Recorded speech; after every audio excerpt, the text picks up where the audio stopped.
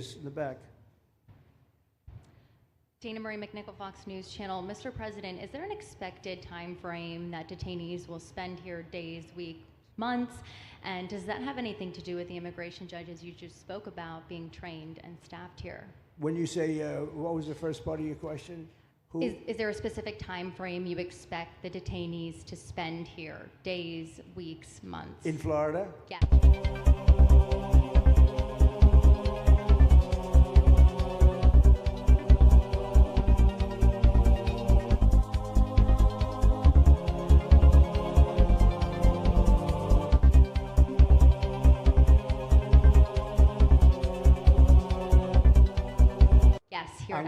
I'm going to spend a lot. Look, this is my home state. I love it. I love your government. I love all the people around. These are all friends of mine. They know them very well. I mean, I'm not surprised that they do so well. They're great people. Ron has been a friend of mine for a long time. I feel very comfortable in the state. I'll spend a lot of time here. I want to, for 4 years, I've got to be in Washington, and I'm okay with it because I love the White House. I even fix up the little Oval Office. I make it, it's like a diamond. It's beautiful. It's so beautiful. It wasn't maintained properly, I will tell you that. But even when it wasn't, it was still the Oval Office, so it meant a lot. But I'll spend as much time as I can here. My vacation is generally here because it's convenient. I live in Palm Beach. It's my home. And I have a very nice little place, nice little cottage to stay at, right? But we have a lot of fun. And I'm a big contributor to Florida, pay a lot of tax. And a lot of people move from New York, and I don't know what New York is going to do. A lot of people moved to Florida from New York, and it was for a lot of reasons, but one of them was taxes. The taxes are so high in New York, they're leaving. I don't know what New York's going to do about that, because some of the biggest, wealthiest people and some of the people that pay the most taxes of any people anywhere in the world, for that matter, they're moving to Florida and other places. So we're going to have to help some of these states out, I think. But thank you very much. I'll be here as much as I can.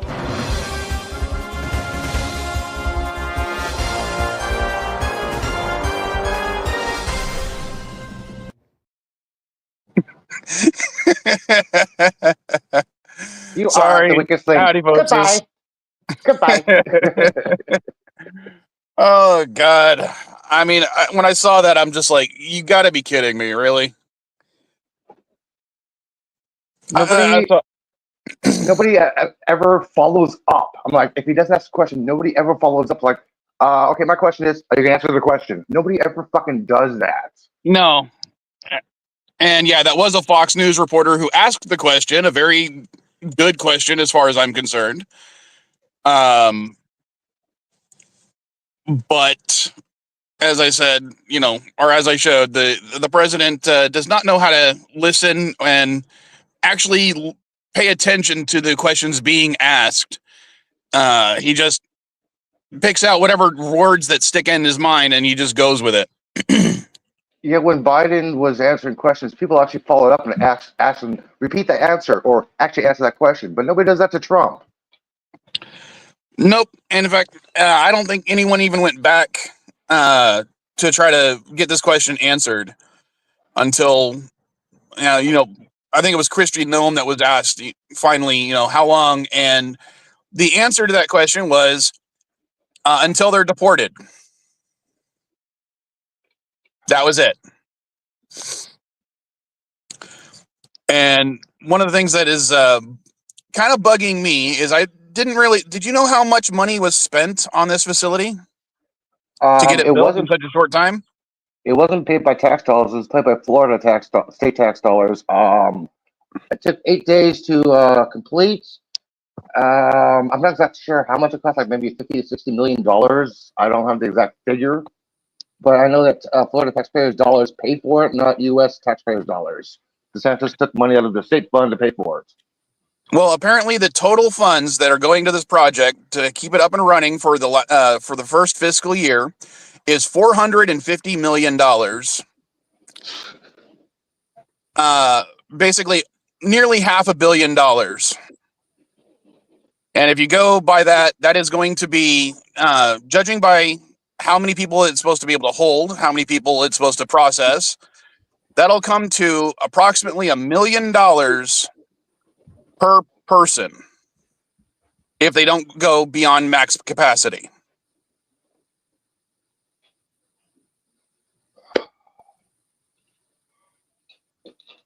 On another note about this so-called alligator tramp, I was looking at my feed, and there's an astrophysicist, astronomer by the name of Antonio Parrish. You may have heard of him or not.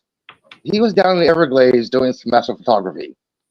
The night the prison lights came on, he took a picture. The night light index went from a 3 to an 8. 70% of the picture is whitewashed. You can't even see Beetlejuice. That really fucked up people. It fucks up the environment, the animals. I'm like, what the fuck? Antonio had to leave Florida because he couldn't do any fucking photography. And he is a Trump supporter. This guy was pissed. What I find funniest about it is it's already flooded once before it even finished opening. So that's going to be, that was a great idea to build it in a freaking swamp, the Everglades. I realized they wanted to make it as intimidating or as hard to escape as possible, which is why the whole moniker of Alligator Alcatraz. But it was poorly constructed, and I know that the people involved are just pocketing a large chunk of that money. That $450 million, that's being pocketed. I mean, you go ahead and go to New York City and look up buildings that cost $450 million to be built. They can build a processing place to hold a couple thousand people in 8 days, but they can't do shit for LA or Texas right now. What the fuck? Because Texas and LA are not Florida. So I fail to see how that has any comparison. To be honest, I kind of agree with MB there on that one. I mean, the issues with what happened in Texas, which is something else I was going to bring up later, are due to the cuts to other things. Well, LA's got problems, Florida's got problems, Texas got problems, Illinois got problems, freaking New York's got problems. Every fucking state has got some goddamn problem at this point. Hi, Bob. Huh? Oh, hi, Bob. Yeah, hi, Bob. So, yeah, as far as Alligator Alcatraz, I haven't really kept up with that. I get a few things. So I get some things from my mom, but they're mostly just funny memes. Oh, in case you were wondering, the fence was installed yesterday. We don't need a fence. We got alligators and pythons, but yet they put a fence up yesterday. Well, one of the things about the pythons is the pythons are not indigenous. They're actually an invasive species. They're people who bought Burmese pythons that released them out into the Everglades, and there are people that are paid by the state of Florida to hunt those things down and kill them.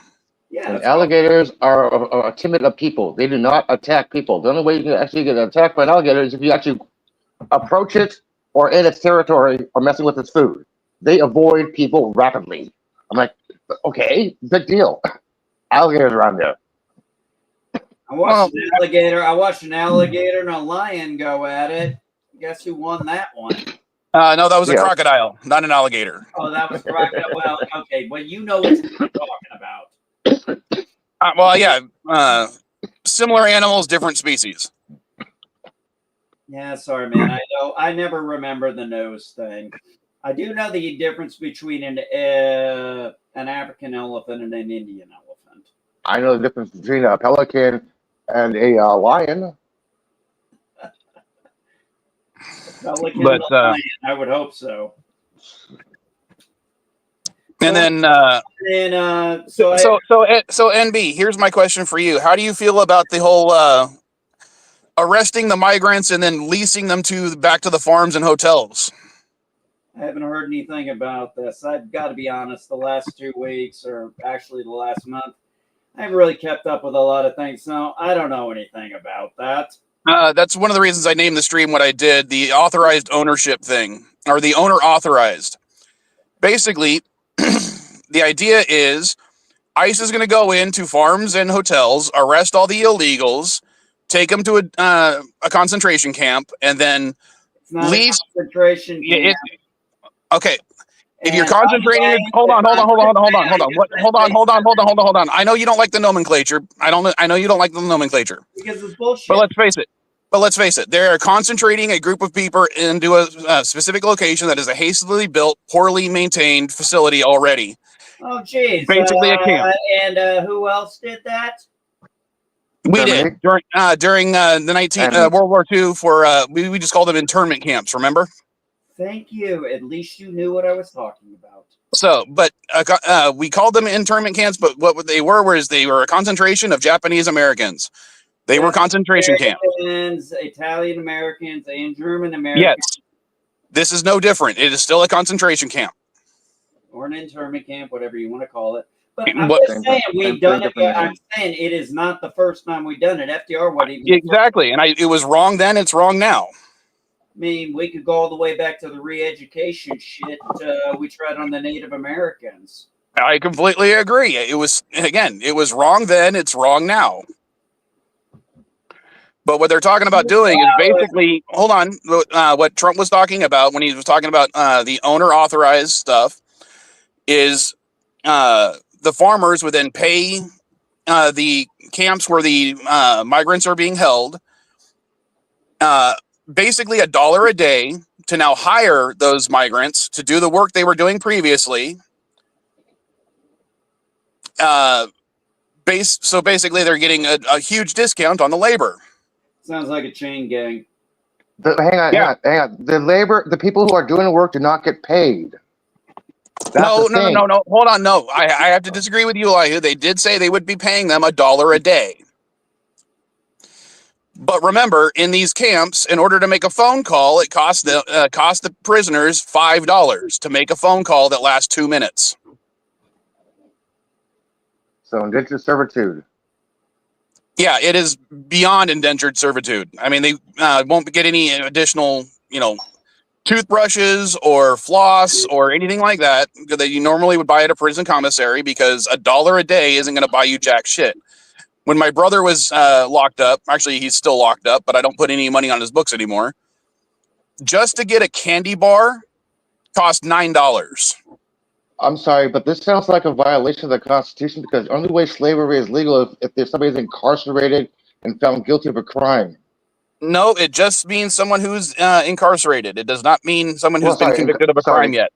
I apologize about the last part, but incarcerated, yeah. This sounds like a violation of the Constitution, because these people are incarcerated without any kind of trial or any due process something. Unfortunately, it does not. Hold on. It does not violate. It does not technically violate the Constitution. Elihu, I'm telling you, it doesn't. How does okay? Let me ask a question. How does taking somebody, putting them in a locked area, and forcing them to do work not a violation of the Constitution? That's a violation of their rights. Because the Supreme Court has basically said that they don't have those rights anymore, and they're following in line with the 14th and 15th Amendments, where basically slavery for prisoners is still legal. So you mean American citizens are actually being allowed to legally do? They're actually letting American citizens happen to American citizens? Wow. Yeah. NB, they are detaining American citizens. This is my point. Oh, and 23 American citizens have already been arrested. 23. NB, have you looked at the statistics released by NOM's DHS? No, I told you I haven't paid much attention to the immigration. According to their own statistics, only about 30% of the people they actually arrest are illegals. You do remember I'm not really following that stuff, right? That means 70% of the people ICE is arresting are American citizens. Granted, about 90% of those American citizens are immediately released, but that's a huge issue with the fact that, most of the people they're arresting are American citizens. All right, I'm looking at the 14th Amendment here, so let's take a look. All born or naturalized citizens, naturalized in the United States, subject to the jurisdiction thereof, citizens of the United States, where they reside. No state shall enforce any law, shall abridge the privileges or immunities of citizens of the United States, nor shall any state deprive a person of life, liberty, property without due process of law, nor deny any person its jurisdiction and equal protection under the law. Now, the key part in there is, I believe, the word citizen. Any person. Well, number one, citizens have been arrested and being detained without due process. Number two, the thing says any citizen. If you want to apply it to just black people, then the Second Amendment only applies to muskets. Okay, it means any person. No, it doesn't. No, it doesn't. Nice. Every single constitutional scholar will say it means any person. Terrible fallacy. We had cannons back then. We had plenty of other types of weapons other than a fucking musket. Okay. The Supreme Court has yet to say any citizen any person means only U.S. citizens. It means any person in the United States. Well, no Supreme Court has hold on. Unless the Supreme Court has said. Unless the Supreme Court has said the 14th Amendment applies directly to U.S. citizens. Shut up. You guys are just yelling at each other right now. Hold on. Calm down. Take a deep breath. Problem. I'm telling you, you're saying the Supreme Court hasn't made a decision on. Okay, fine. They haven't made a decision on it. So that's your interpretation of what the 14th Amendment Section 1 says. I'm telling you what my interpretation of it means with the word citizen. You got a fucking problem with that? We can discuss it, but otherwise you shut the fuck up. Don't tell me. Shut the fuck up. I didn't say shut the fuck up. I just said shut up. Because you kept on going over me when I was trying to explain something. Elihu, what I'm arguing is what NB is essentially saying. Because what is being done is technically not illegal. Is it morally right? I would say fuck, no. And that's what I was doing, Mike. I'm going off of what you were going off of, which is, reading the 14th Congress shall know. Okay. So I'm looking. So basically, what I would argue is that the current administration is trying to do something that is incredibly immoral. NB, I know you like to say the Democrats are all about the slave labor, but this is essentially turning a group of citizens into slaves, and it's being done by the Republican Party. And they're trying to do it in a way where it's considered legal. That's unfortunately. Morning, Danny Lyon. Morning, Danny Lyon. Unfortunately, that's where we run into those constitutional gray areas. That's why we have the Supreme Court. And as far as I'm concerned, I think the Supreme Court is basically going to say that, yeah, slavery in this country should be legal again, and it will be anyone that they deem, quote unquote, a non-citizen. And the fact is, NB, they've been talking about extending denaturalization processes, basically removing citizenship from people who actually have it already. Yeah, I've heard about that birthright citizenship. Just birthright citizenship. Birthright citizenship. Yeah, I've heard about that. Look, you want my honest opinion on that? The simple fact is, if they've already got the citizenship, right or wrong, how they got it, it was the way it was allowed. No, I don't believe in revoking that just because a prior administration allowed it. No, I do not agree with that. Here's the thing. I'm not saying that you can't change it to where now it states, okay, no, we're not going to allow two illegals to come in, have a kid, and be a U.S. citizen. But you can't go back and retroactively do that to those people. There'd have to be some kind of grandfather. It was like the stupid thing. And this is a really poor comparison, but hear me out here. Think about when they changed alcohol from 18 to 21. How did that happen? Well, the federal government said, okay, states do it or we're not going to fund your roads. And then what happened not too long ago, they took the age of cigarettes from 18 to 21. There was no grandfathering. So for like a year and a half, my daughter was legal to smoke. And then for a year and a half, she was not illegal to smoke. So I'm kind of like, what the fuck is that kind of bullshit? Like, smoking is not an amendment. Hold on. I'm going to interrupt. Oh, hold on. I want to say good morning to Captain MKG because he was in the chat too. I didn't want to ignore him. But here's the thing.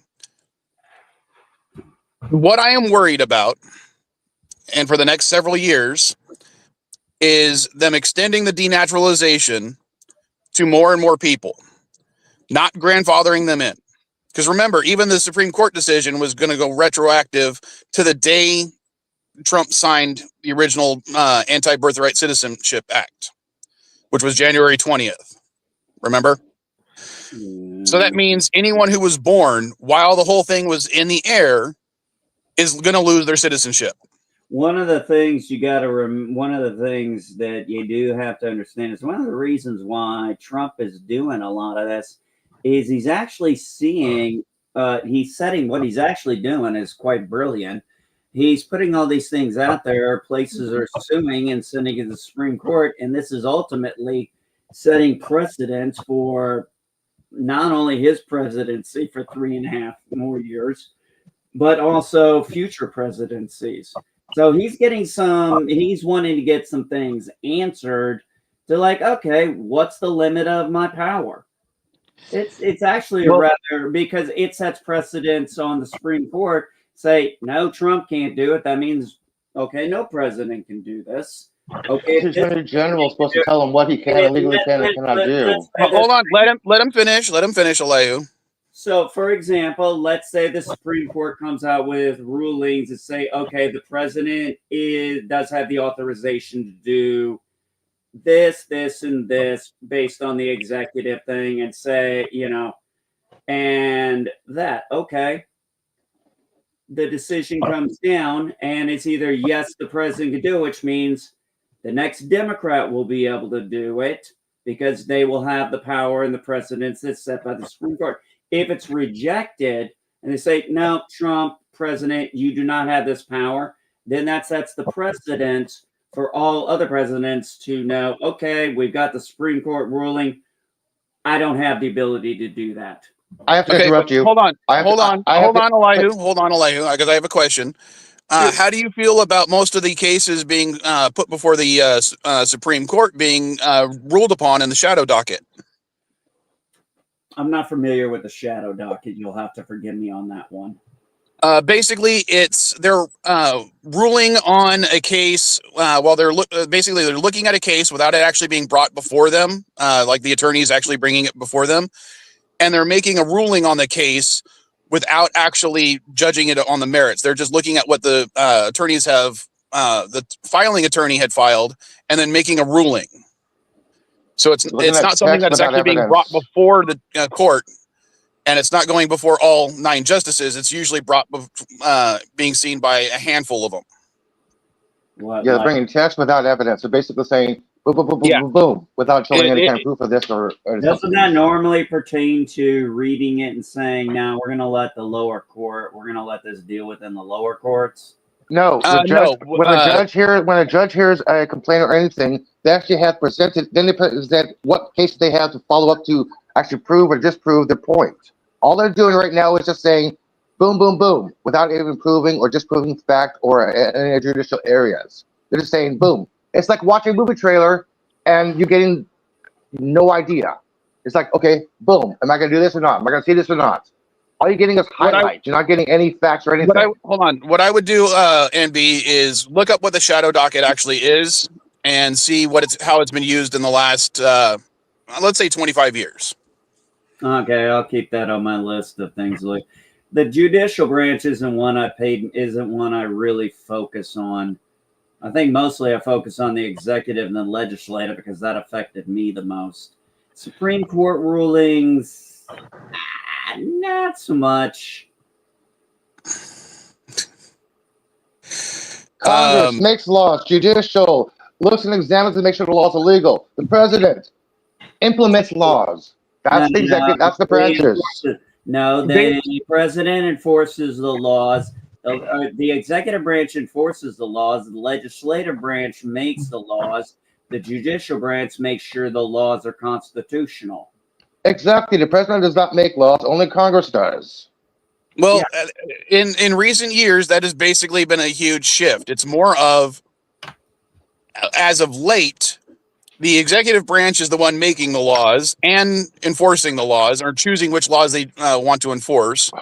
Yeah, and a lot of that happened over the last mainly 40 years, where Congress, for whatever reason, was giving more power to the executive branch than they really should have been giving.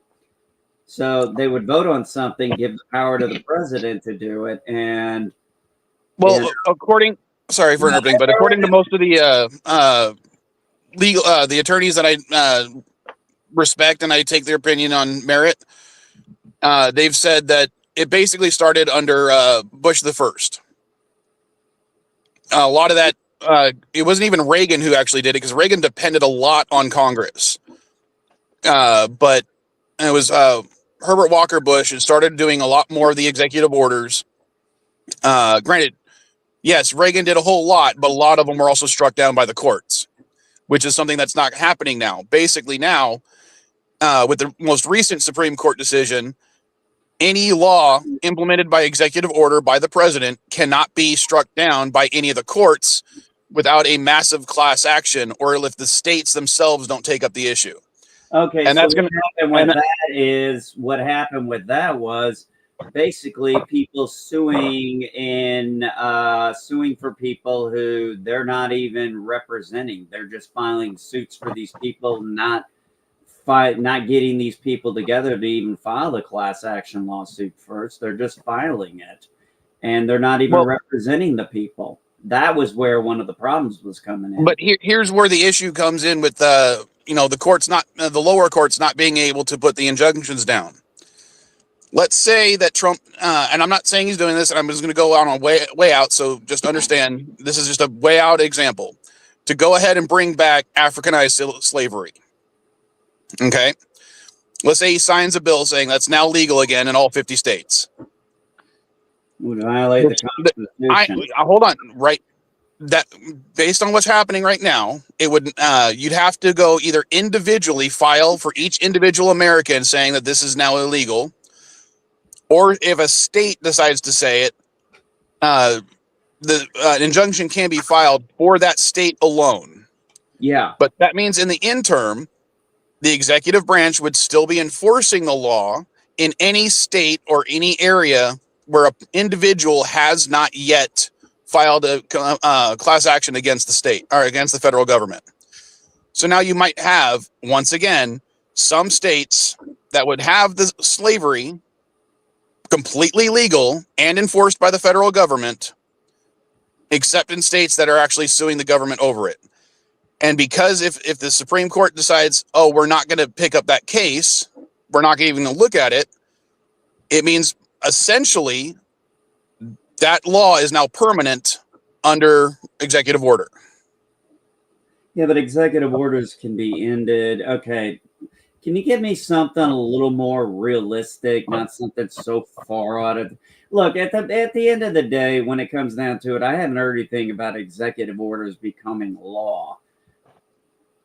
Well, executive orders have always been law. Executive orders is one of the problems with executive orders is we've really allowed presidents to do too many of them over a long period. I mean, George Washington only did one. I'd have to look at because there actually is a list of who's done how many. Oh, yeah. Now, I know FDR did the most, but he was president and he was in the middle. I'll look it up for you guys. Hang on a second, okay? Yeah, because I know FDR did the most. Then again, he was president for what, 8-9 years? How long was he president before he died? I think he was only president for a year, maybe a year and a half, for his third term. I thought he was on his fourth. Was it his fourth? God, I don't even remember now. It was his fourth. Okay, guys, here we go. What do you want from Washington? I have Washington all the way to Biden. Let's see who's giving out the most. When was the trend when they started getting like in the hundreds? That would be Ulysses S. Grant, granted 217 executive orders.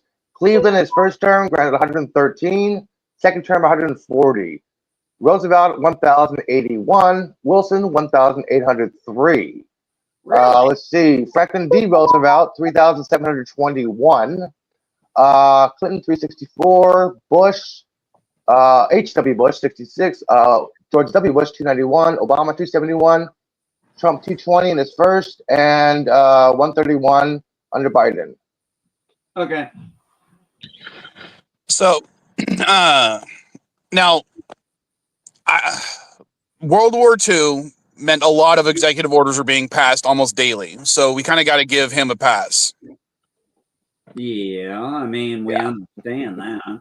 Yeah. Okay. So, but yeah, nowadays they seem it's, if you look at the types of orders that are being done in the last 25 years, they tend to be far more long lasting and far reaching than they were before. Agreed. A lot of the ones that Roosevelt and Truman signed were meant to end after a certain period of time. Now the ones that they tend to do tend to last a lot longer, or at least in theory are supposed to last longer until the next president signs another executive order saying it's now null and void. Yeah, and then we ran into that issue with Trump's first presidency where he did an executive order to, I forgot what it was exactly, but I think it had to do with DACA. Yeah, it had to do with DACA. And it was something like he wanted to get rid of an executive order that was previously signed by, I believe, Obama. And I think, what was it? It came down, I think it was you have to state you cannot be in the country, you have to apply at the border for asylum. there was something, I can't remember what it was at the DACA point, but I do remember it was something they said, no, you can't get rid of this executive order, which was the first time I'd ever heard of an administration coming in and not being able to undo a prior. Well, the court struck it. As I said, it was when Trump did sign that one. I have very little remembering of what you're talking about. But if it is what I'm thinking about, basically he signed an executive order that was trying to basically revoke the non-deportation status of DACA recipients. And DACA was the whole, people who were brought here to this country when they were kids, and we're saying you can stay in this country. Get a job. Basically, it was like giving them all work permits. Yeah, I remember that. Yeah, I remember that. And he wanted to rescind the executive order, and it was shot down by the court, saying, no, you can't do that. Later, Captain. And it was just, I think it was the first time I'd ever heard of something like that. So that was interesting. That's all I was bringing up there about that particular executive order. Yeah. Under like, if he were to sign the same thing again today, every single DACA recipient would have to now sue individually. And that problem with that is not everybody has the money to sue the federal government. Yeah, tell me about it. Because remember, just the filing fee can be anywhere between $200 to $1,000. It's about $1,200. Yeah. So you didn't. And don't get me wrong. As much as I thought DACA was a good thing, it was supposed to be a stopgap measure. It was supposed to give them a step towards citizenship. But any DACA recipient is basically ineligible for citizenship. Now, here's the thing. Their kids, based on birthright citizenship, are until now. That means every DACA recipient, their kids are not going to be citizens. Yeah, I'm not exactly even sure how long that's been going on now. DACA was retroactive, I want to say, to like 2000. But I'm pulling that number out of my ass. Yeah, I don't either know. All right. And since we got 10 minutes left, I wanted to bring up the other thing. So hold on one second. The original forecast that we received on Wednesday from the National Weather Service predicted 3 to 6 inches of rain in the Concho Valley and 4 to 8 inches of rain in the Hill Country.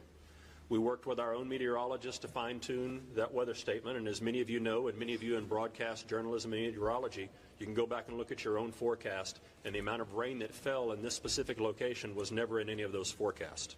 This rain event sat on top of that and dumped more rain than what was forecasted on both of those forks. When we got the report, it was about 7 feet or so on the South Fork, and within a matter of minutes it was up to 29 feet, and all of that converged at the Guadalupe, and that's where we saw those very quick rise in flood. But listen, everybody got the forecast from the National Weather Service, right? You all got it. You're all in media. You got that forecast. It did not predict the amount of rain that we saw. The Trump administration is aiming to eliminate the research arm of the National Oceanic Atmospheric Administration. That means closing all weather and climate-related laboratories, as well as nixing the agency's budget. It's part of the administration's budget request for next year, but the agency is reportedly expected to make the changes immediately. If it does happen, ending the agency would have a substantial impact on U.S. industries, especially agriculture, which depends on expert weather and climate data. All right, so, and as Daniel Lane pointed out, sorry that was a quiet video. I didn't update the audio when I was merging the clips together. Yeah, basically what happened in Texas, some of it is responsible for the fact that NOAA's budget was slashed about 2 months ago.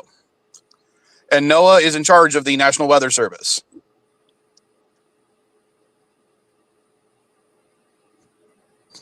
And how you doing, LDG?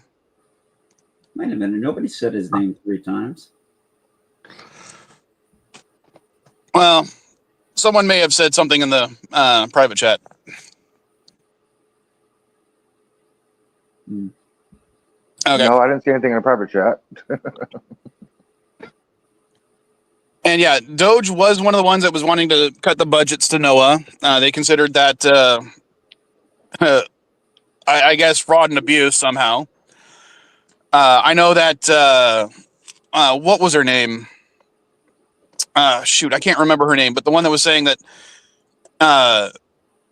the system that NOAA was using was archaic and needed to be replaced. That was her. Love it. It was the upgrades that were caused the thing. Except, as far as anyone can tell, no upgrades have actually been started yet. So I don't know how true that statement was. And I can't even remember who said it, so, you take that with a grain of salt. So, a large number of the deaths that happened in Texas because of these floods, as far as I'm concerned, are the administration's fault, because they stopped funding, or they cut NOAA's funding, which funds the National Weather Service. And if they didn't have the personnel to man the stations, if they closed down the stations, yeah, there's going to be less reporting that's going to be accurate. And if they can't tell emergency services in those areas accurate weather, then they're not going to be able to plan their responses, is what he was saying. So don't blame the emergency services of Texas for this. Blame the federal government.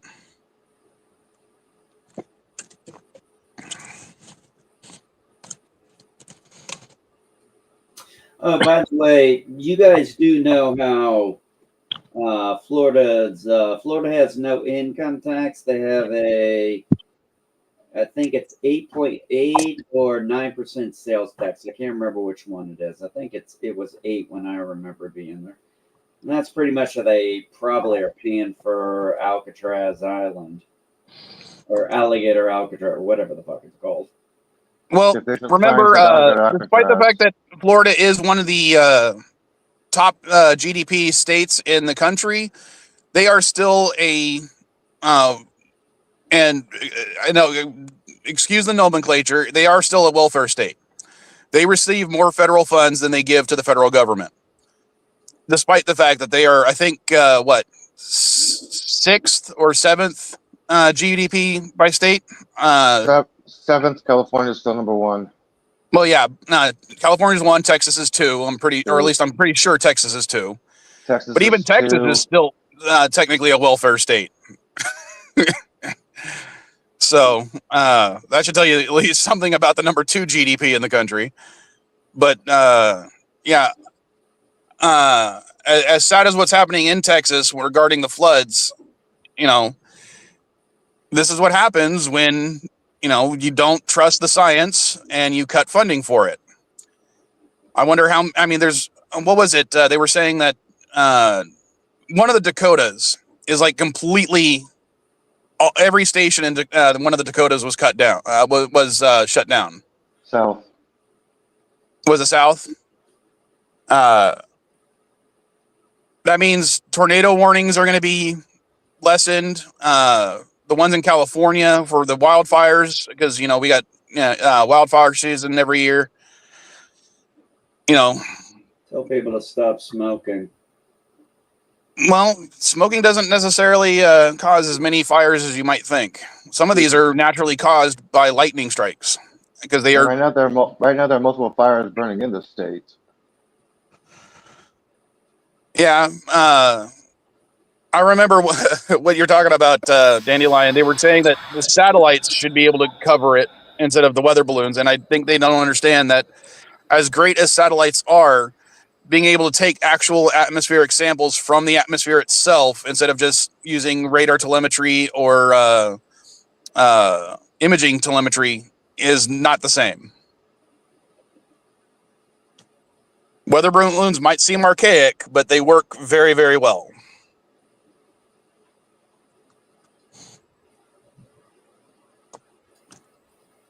Anything can start a fire. I actually thought you was going to talk about the BBB. The BBB is way too big of something to even remotely touch in a 4 to 5 minute stream. Oh, yeah. No? Oh, yeah.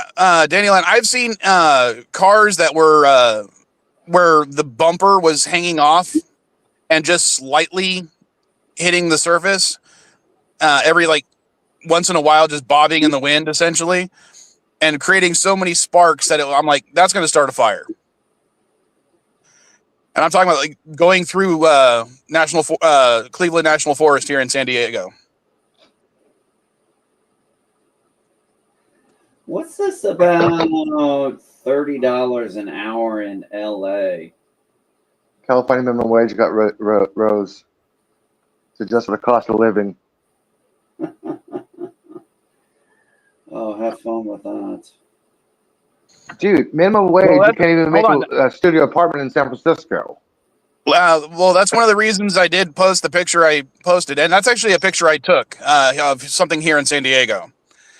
One of the reasons they were saying about slumlords is there are these, landlords that essentially raise the rent to these exorbitant amounts without making any improvements to the actual facility. And one of the examples that was given to me recently was there's about 17 tenants in this place. The capacity is 20, 17 families. The capacity was 20. And yeah, we did talk about it. That was the first thing I brought up. Their rent was increased based on the contract they signed because the owner said that he wanted to create an emergency fund if anything happened. And that gave by increasing the amount that each person put towards the quote unquote emergency fund, that allowed him to raise the rent despite the fact that those rents were supposed to be locked for 5 to 7 years.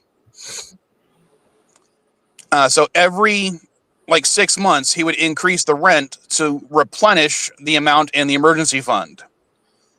Without making any repairs or improvements upon the property. Well, again, it was supposed to be for an emergency. So if anything happened, that emergency money would be there to fix any repairs. So what was he spending that emergency money on when he has to replace it? What happened was, as I said, about every 6 months, he would raise the amount that the fund was supposed to have. It started out with $1 million, then it went to $1.1 million, then $1.2 million. Finally, that emergency fund was about $5 million, even though the property itself was only worth about 15. Now, he had sole discretion of how much that emergency fund was supposed to be. He mostly did it just to keep raising the rent. Now, the water main in front of the building that was actually on the public, or not the public land. It was on the property itself. Burst. So now the entire front area gets flooded. Everybody loses water. And that they were like, okay, now let's see this emergency fund in action. Except the landlord used that money as collateral on a loan to buy another building. So the bank put a hold on the disbursement of the emergency funds, saying, no, you cannot use this money in order to pay for the water main fix, because we need that money in case the owner decides not to pay his loan for this new building. So the owner now had to create another emergency fund, raising everybody's rent 100%. So at this point, the average rent in that building in San Diego was almost $6,000 a month. Sheesh. And when, of course, everybody in that building was like, hey, we can't afford it, he evicted everybody. Now, some of the people are currently fighting that eviction because they couldn't pay the first month. You know, when your rent doubles from $3,000 to $6,000, you can't really afford it. But from what I understand, and again, I'm only hearing from the tenant side, I haven't heard anything from the landlord side. They're feeling that what he's going to do is, because there's no water in the place, he's just going to take that building now as a loss, write it off on his taxes, put all the money that he's accumulated into the new building he just bought, use that money to pay off the loan, and then pocket the original emergency fund, which at this point was, as I said, was about $5 million.